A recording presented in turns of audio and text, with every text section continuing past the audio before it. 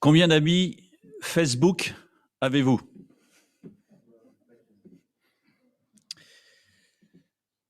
Mais parmi tous ces amis, combien de véritables amis? Le thème de mon message, c'est un petit peu hop, des petits messages qui apparaissent. Hop, voilà. Dieu est-il un ami Facebook ou un ami intime?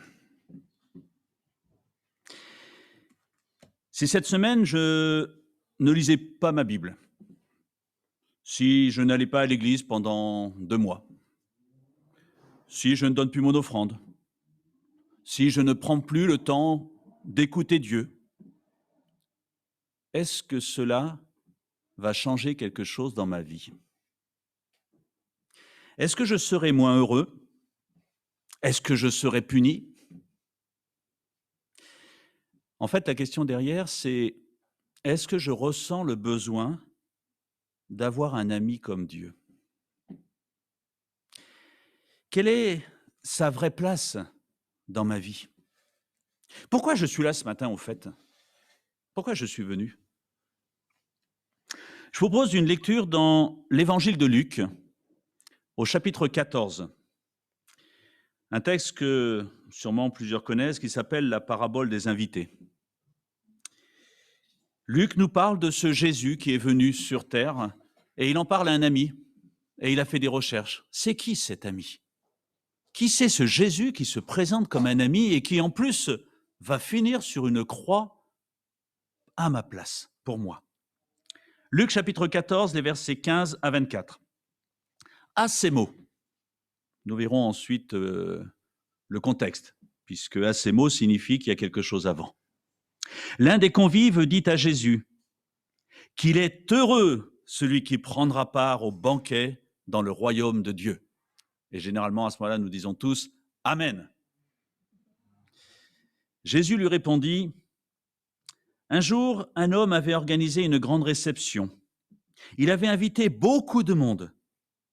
Lorsque le moment du festin arriva, il envoya son serviteur dire aux invités: « Venez, maintenant, tout est prêt. » Mais ceux-ci s'excusèrent tous l'un après l'autre.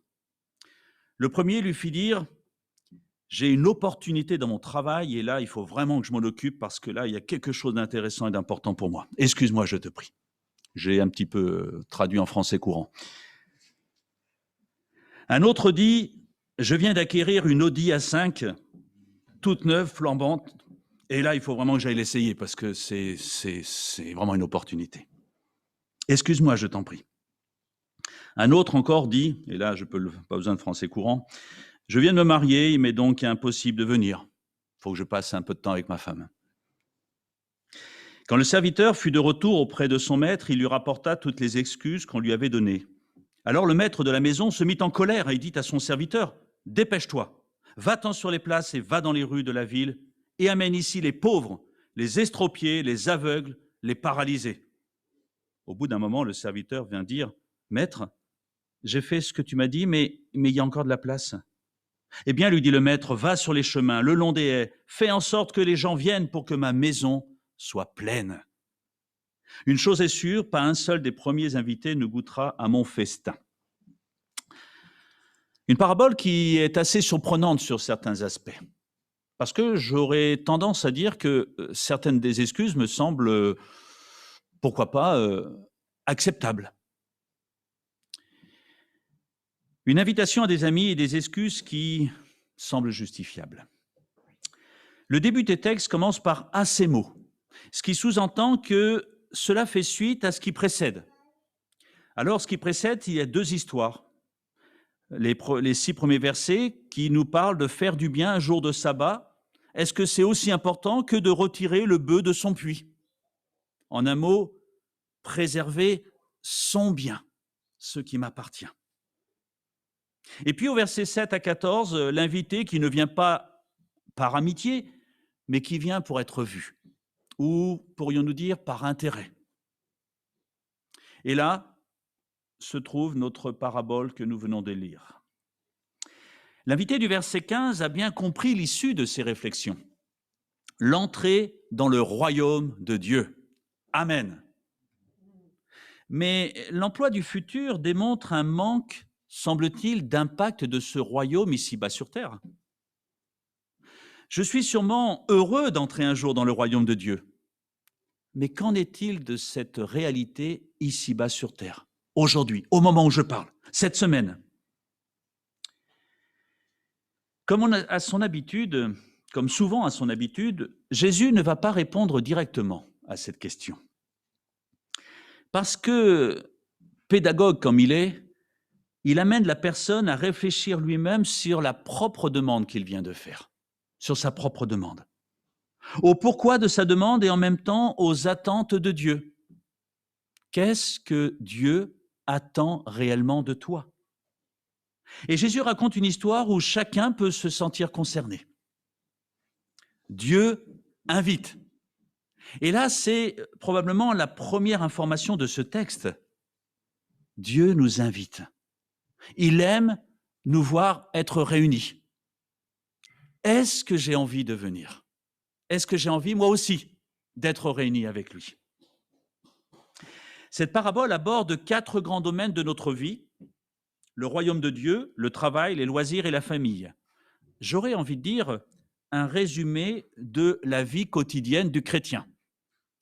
Mais j'ai parlé de 4 domaines. Est-ce bien juste? La nature de l'homme aimerait faire cohabiter ces 4 dimensions en les planifiant à son gré. Dimanche matin, de 10h à midi, Église, Dieu. Lundi matin, travail. Mercredi soir, réjouissance. Jeudi soir, un repas avec mon épouse. Samedi, avec mes enfants. Et tout est planifié. Seigneur, tu vois comme je suis bon, parce que je t'ai gardé 3 soirées.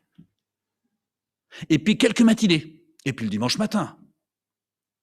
Waouh, qu'est-ce que je suis bien pour toi.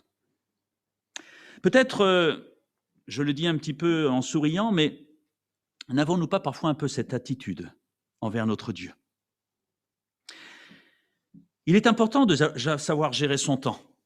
Et Dieu nous encourage à bien le gérer, à bien le planifier. Mais le royaume de Dieu est-il aussi un domaine parmi d'autres que je planifie selon mes possibilités, selon le temps que je suis prêt à lui donner? Son royaume est-il un état dans lequel je rentre, je sors, ou un état où je vis, où tous ces domaines de la vie vont prendre alors une autre dimension? Il y a là une invitation.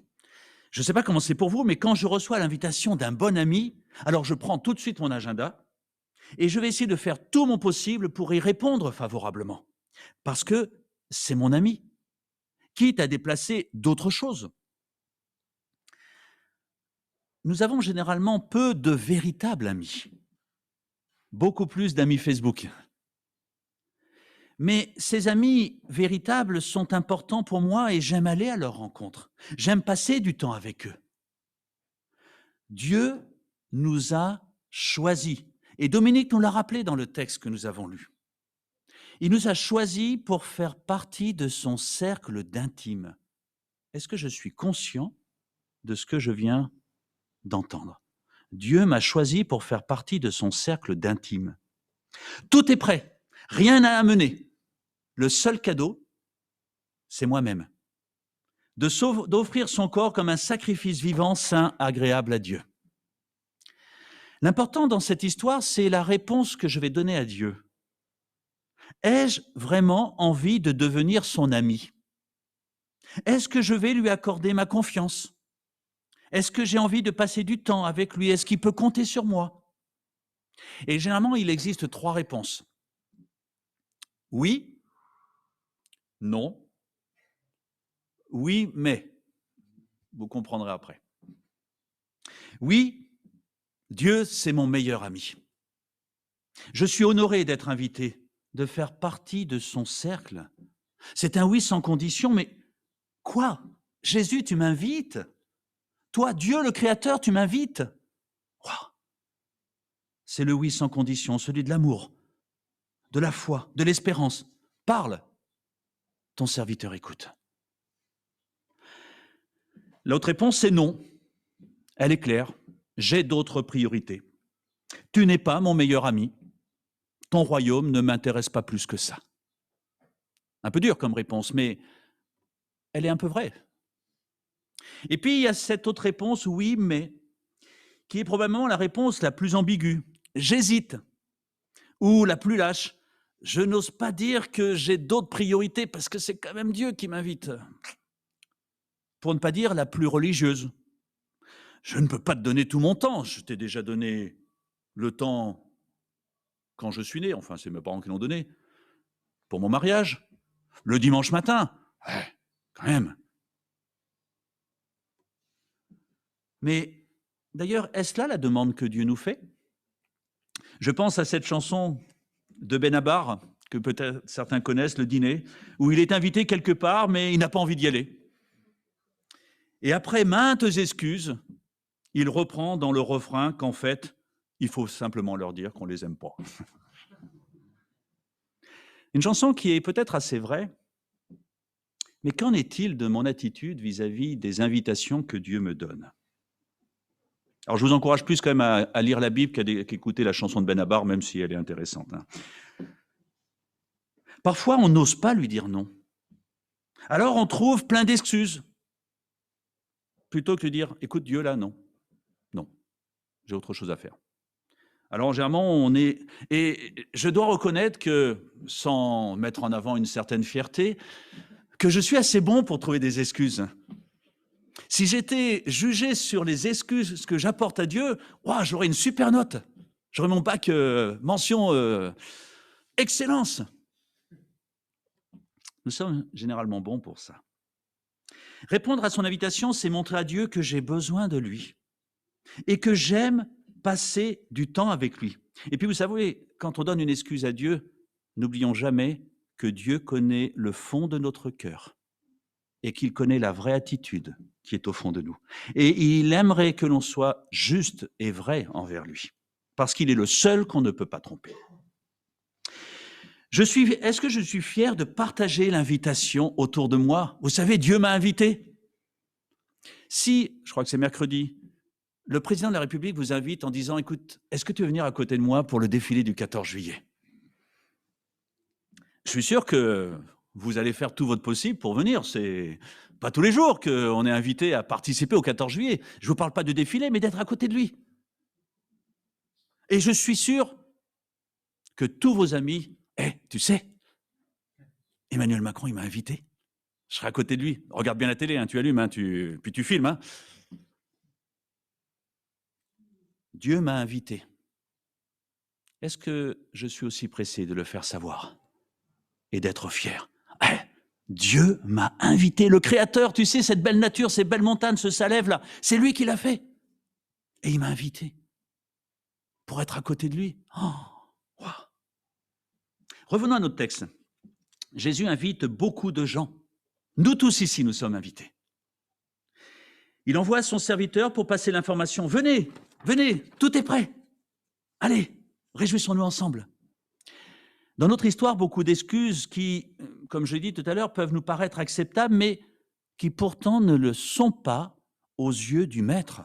Et sa réaction, elle est, on pourrait presque dire, violente. Elle est forte. Pourquoi? Qu'est-ce qui se passe? Parce que ces invités ont aménagé leur vie en rapport avec leurs propres envies, qui sont devenues du coup prioritaires. Ils ne se posent plus la question de savoir si d'autres choses pourraient être plus importantes. Ça, c'est important, c'est ma vie. On n'est pas loin d'une certaine idolâtrie qui me rendrait esclave de certaines choses. Si je réalise ce que Dieu veut faire de ma vie, alors suis-je prêt à lui accorder toute ma confiance? J'ai acheté un champ et je suis allé le voir. Excuse-moi, je te prie. Une superbe opportunité dans mon travail. Ah, wow, là, je me sens valorisé. Là, c'est important. Là, plus rien d'autre ne semble exister. Avoir de l'ambition dans son travail, attention, ce n'est pas un péché. On a le droit d'avoir de l'ambition dans son travail. Ce n'est pas du tout ce que je suis en train de dire et ce que la Bible nous dit que ce serait mal.